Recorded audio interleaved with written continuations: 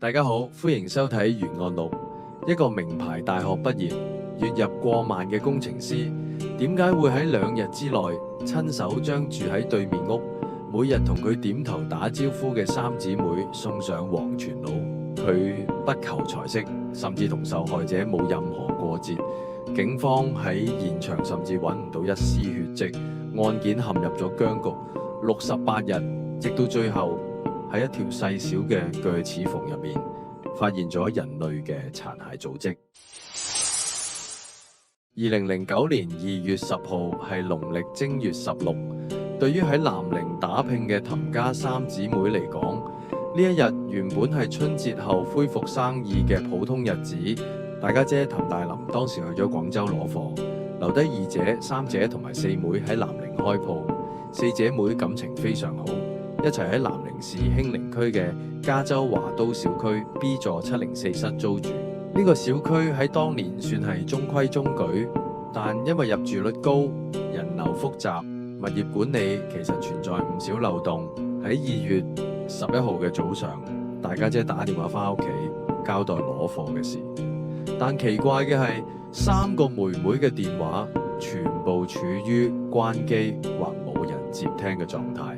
一開始大家姐以為佢哋忙緊，或者係小區信號唔好，但係去到下晝，鋪頭嗰邊傳嚟消息，話今日三姊妹都冇去開門。大家姐開始擔心，即刻搭車趕返南寧。當佢用鎖匙打開屋企大門嘅時候，眼前嘅景象令佢感到有一種莫名嘅恐懼。屋入面熄晒燈，拖鞋整齊咁放喺門口，電腦仲開住，但係屋入面就一個人都冇。大家姐於是即刻向興寧區派出所報警。警方到場之後，初步勘查發現門窗完好，屋入面嘅財物包括現金、首飾，甚至女仔嘅手袋都仲喺度。喺警方角度嚟睇，如果財物冇丟失，而人集體消失，往往預示住一個最壞嘅結果。呢單案極大可能涉及熟人作案，或者有預謀嘅侵害。就喺大家姐焦急等待消息嘅時候，2月16號下晝，南寧市良慶區陽光新城附近嘅一個建築工地傳出咗令人不安嘅消息。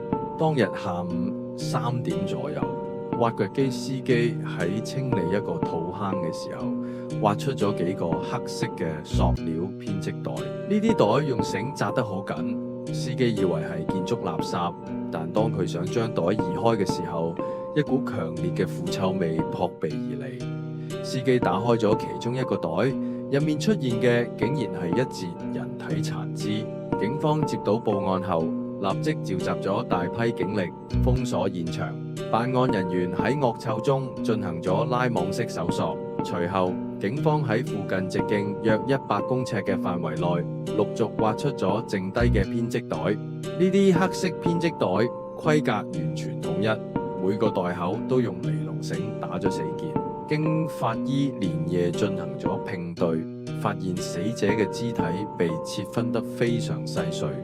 兇手嘅分屍手法極其冷靜，創口平整，顯然係用專業嘅切割工具。經過 DNA 檢測，最終證實呢9個編織袋裏面裝嘅正正就是譚家失蹤嘅三姊妹。現場勘查顯示，棄屍現場並非第一作案現場，棄屍地點良慶區，距離受害者居住嘅加州華都小區有相當一段距離。當時嘅南寧街頭監控設施尚未完全覆蓋，兇手究竟係利用咩交通工具，又係如何避開保安同路人嘅視線，將呢9個沉重嘅編織袋運出小區並棄置荒野？警方返到加州華都 B 座7樓，開始咗地毯式嘅排查。7樓一共得幾戶人家？警方發現三姊妹居住對面嘅703室，住咗一個叫蘭新成嘅後生仔。蘭新成24歲，身高1.8米，受過高等教育，喺一間工程公司做技術員，屋企父母都係公務員。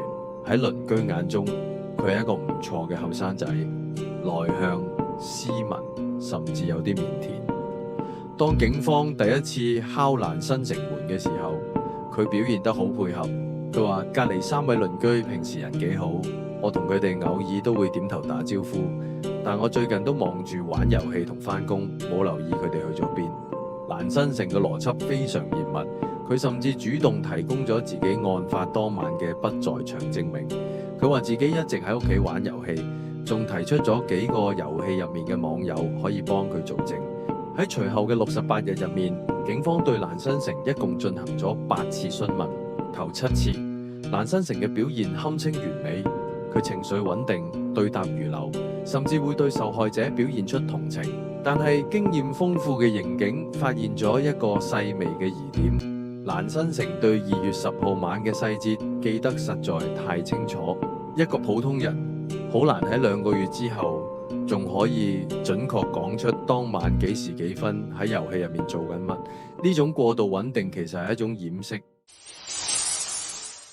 案件陷入咗僵局，警方決定由物證入手。警方出動咗大批人力排查南寧市成千上萬間五金鋪，幾十個警員拎住黑色編織袋嘅樣板，一間間查問。最終喺一家位於長柯路嘅五金鋪監控入面，發現咗一個熟悉嘅身影。2月8號，即係案發前2日，蘭新成出現喺呢間鋪。佢買咗30米長嘅尼龍繩、50個嘅黑色編織袋、1把鋼鋸、幾塊替換鋸片以及2支催淚噴霧。買尼龍繩同編織袋可能係日常，但鋼鋸同催淚噴霧明顯係為咗實施某種犯罪而預謀購買。與此同時，刑事技術人員再次進入蘭新成單位內進行深度勘查。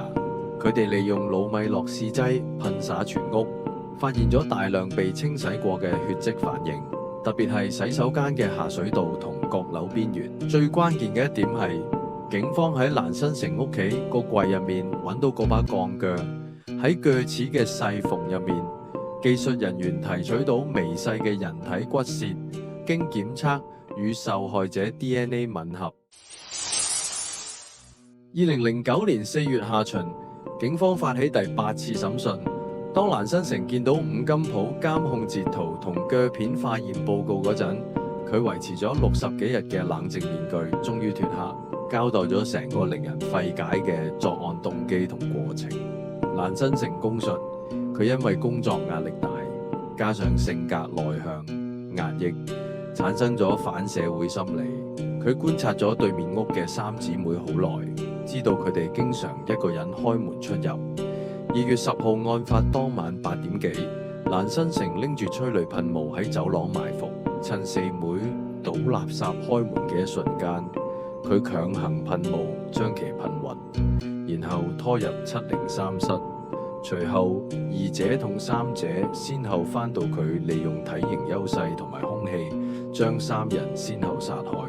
佢喺自己屋企嘅洗手間用咗10幾個鐘頭進行碎屍。2月11號晚到12號凌晨，佢分2次用電單車將9個編織袋運去良慶區後山棄置。佢特登揀咗一條冇監控嘅小路，利用深夜掩護，將屍體拋喺土方工地附近。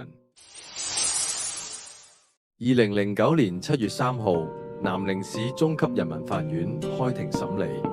蘭新成喺法庭上表現得非常冷漠，對所有指控供認不諱。辯護律師曾提出，蘭新成可能有精神障礙，但經過專業鑑定，佢喺作案時意識清醒，完全具備刑事責任能力。法院認為，蘭新成作案動機極其卑劣，手段極其殘忍，社會影響極其惡劣。最終，法院以故意殺人罪判處蘭新成死刑。2010年，隨住最高人民法院嘅核准令下達，蘭新成被執行死刑。案件雖然偵破，但佢留俾社會嘅反思卻係長久深遠。一個受過高等教育、外表斯文嘅年輕人，點解會變成一個殺人唔眨眼嘅惡魔？有人話係因為網上不良資訊嘅誘導，有人話係因為佢長期壓抑嘅性格。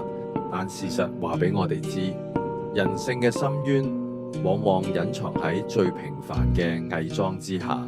加州華都703室嘅門雖然已經封咗，但呢單案件提醒住我哋喺呢個複雜嘅社會入面，警惕心永遠唔可以放下。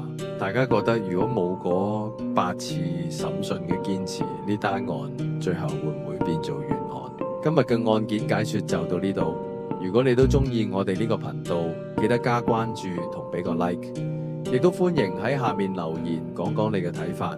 我哋下期再見，拜拜。